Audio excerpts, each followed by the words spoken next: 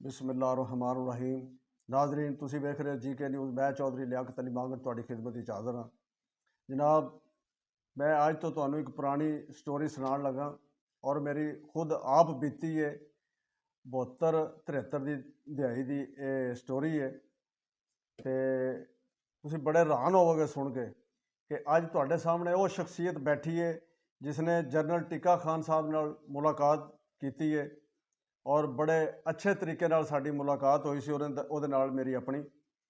नाजरीन मैं पिंड इस्लामाबाद हुंदा सी, मेरी उम्र ज़रा थोड़ी जी घट ही सी ते इतफाकन इस तरह होया सी कि मेरे दोस्त जिहड़े सन ਉਹ ਉਹਨਾਂ ਦੇ घर जा रहे सन जनरल टिक्का खान साहब दे ते और उस टाइम ਉਹ नज़रबंद सन, घर ही सन, यानी कि ज़िया साहब की हुकूमत सी। तो उत्थे असी गए उन्होंने नाल गल्लां बातां साडियां होईयां उन्हां दे घर बह के। तो वो असी फिर वो थोड़ी जी सियासत दी गल्लां बातां हाली वो अंदर सन ते असी जिसले अंदर वड़े उन्हां दी बैठक दे विच दरवाजे दे पिछे कुछ किताबां ऐसियां जुड़ियां पईयां सन, कोई रसाले जे सन। ते मैं उन्हां दे उत्ते पढ़िया ते उहदे उत्ते लिखिया सी कि ईद की खुशी में क्या चाहिए, जनरल ज़िया का सर चाहिए। क्योंकि वो उस वेले रिटायर सन और वो भुट्टो दे नाल चलते सन ते और उन्होंने इस वास्ते नज़रबंद किया सी। और फिर जिस वे अंदर उन्होंने कोल असी बैठ गए, उन्होंने सानू कहा कि ज़िया साहब की गड्डी मेरे को रोज़ आ रही है कि तुसी भुट्टो साहब का पीछा छड़ दो तो तुसी साडे नाल मिल जाओ, तो भुट्टो साहब ने हुण तुहानू की देना तो की लेना ये वो वगैरह वगैरह। लेकिन उन्होंने भुट्टो साहब का पीछा नहीं छड्डिया। तो नाजरीन इतफाकन उन्होंने मैनू फिर दसिया कि जनाब मेरे जोड़े दोस्त हैं उन्होंने भी सुनिया कि उन्होंने कहा जिस टाइम हुकूमत मेरे को आई है, मैं उस वे चीफ ऑफ आर्मी स्टाफ सी पाकिस्तान का, और मेरे को हुकूमत आई, मैं देखा कि हुण इस हुकूमत नू कौन संभाल सकता है। तो नाजरीन मैं भुट्टो साहब का बड़ा शदाई हाँ। टिक्का खान साहब ने दसिया कि मैं जनाब कहा भी इस हुकूमत नू पाकिस्तान दी नू भुट्टो साहब ही संभाल सकते हैं। उन्हों का पता किया, उस वे वजीर खारजा सन अयूब खान साहब के नाल नाराज़ होकर वो यानी कि बाहर चले गए सन लंदन।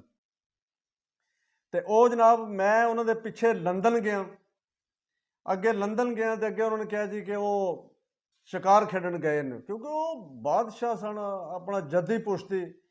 तो ये नवाज शरीफ शहबाज शरीफ हर चोर थोड़ी सी, वो तो जद्दी पुश्ती नवाब आदमी सी, ये चोर ने। तो नाजरीन वो मैं जिथे वो शिकार खेड रहे सन तो मैं उन्होंने पिछे गया, यानी जनरल टिक्का खान साहब सुना रहे हैं। वो फिर उत्थे जंगल च गए, उत्थे उन्होंने मुलाकात की तो वो कहते हैं भुट्टो साहब कि मैं इत्थे की लैना, की करने वास्ते जाना पाकिस्तान, मेरे को अल्लाह का दिते है बहुत है, मैं उत्थे नहीं जाना चाहता। बहरहाल उन्हें कहा जी मैं अपनी पग ला के उन्होंने पैरों च रखी कि सर जी तुसी साडे नाल चलो। वो उन्होंने मैं इत्थे लैके आंदा।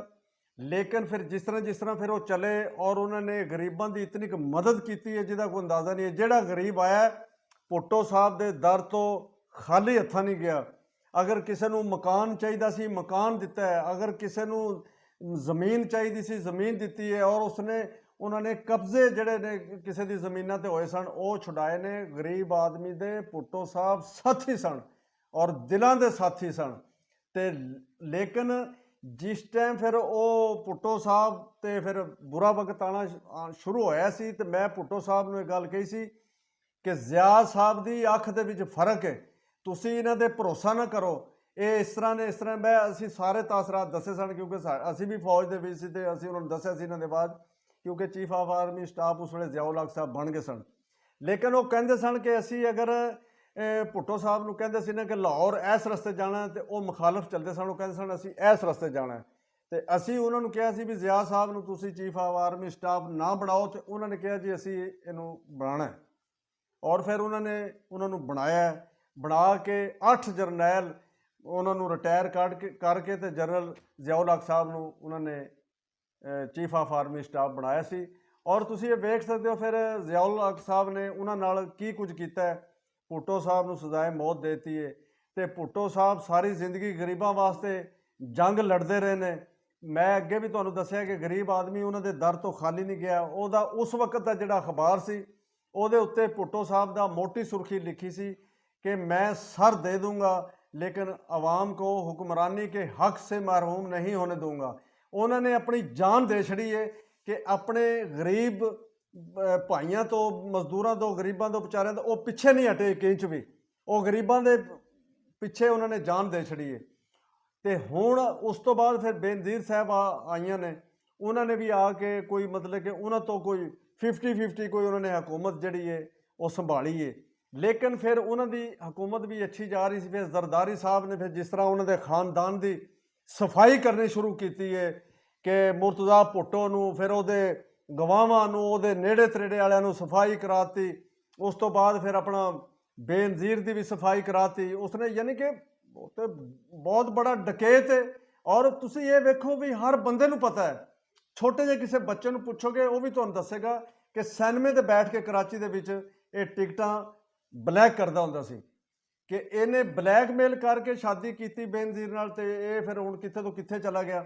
हुण बेनज़ीर नूं या भुट्टो नूं इन्हां गल्लां दा की पता सी कि मेरा नवासा आउण वाले वक्त दे विच इन्हां चोरां डाकुआं दा पटवारी बनेगा और इन्हां दा ब्रीफ केस चुकेगा, इन्हां दे बूट पालिश करेगा। हैं जी, ये जरदारी ने ये नाल लग के ये सारा बेड़ा गर्क इस खानदान का कराता है। हुण ये बिलावल नूं चाहीदा है भुट्टो जरदारी लिखावे। भुट्टो बिलावल क्यों लिखांदा है? इसे वास्ते तो इन्हां दा मूँह काला हुंदा है, क्योंकि जिस वेले तुसीं किसी गलत महफल च बैठोगे ना, तो फिर अगर वो नमाजी बंदा भी अगर उहदे च बैठेगा तो वह भी उन्होंने भी बंदे गलत ही कहणगे। ये हुण चोरां नाल मिल गया बिलावल।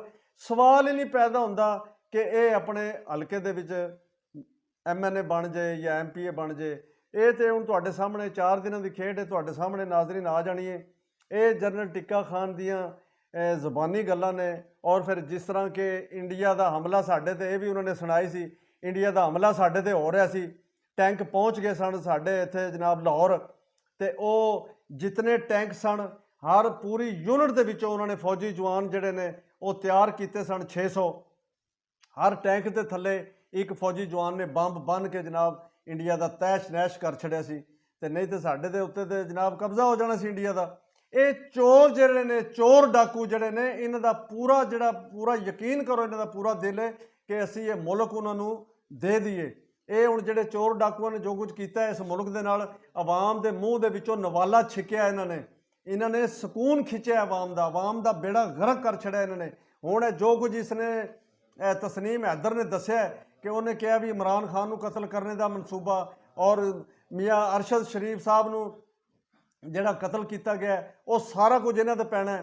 राणा सनाउल्ला बकवास कर रहा है ताकि, क्योंकि वो एक 2 टके का आदमी है राणा सनाउल्ला, उसकी हैसीयत की है उसनूं जानदा समझदा कौन नहीं है। पूरे पाकिस्तान दे विच, पूरी दुनिया दे विच वो गंदा हो गया। उसकी मैं शक्ल तुहानूं दिखावांगा टीवी के उत्ते, उसकी शक्ल वेख के बंदे डर जाते हैं कि कोई चड़ेल आ गई है, कोई बिन मानस आ गया साडे सामने। इसने बेड़ा गर्क करके रख छड़िया। अज जो साडे इमरान खान नूं, साडे लीडर नूं ये गल कह रहा है कि तू इमरान उत्थे इस्लामाबाद नहीं, तू लॉन्ग मार्च ना लग, ਉਹਨੂੰ पेचिस लगे पे ने, ਉਹਦੀ शलवार भरी पई है, ਉਹਦੀ ਤੁਸੀਂ शलवार वेखो, ਉਹਦਾ मूत्र निकल गया। इमरान खान के आने नाल इंशाअल्लाह ताला हर चीज़ की सफाई कर देंगे, गढ़ के रख देंगे। इमरान खान नूं सिर्फ पहुँचने की देर है। अल्लाह के फजलो करम नाल इन्हां सारिਆਂ ने अंदर जाना है।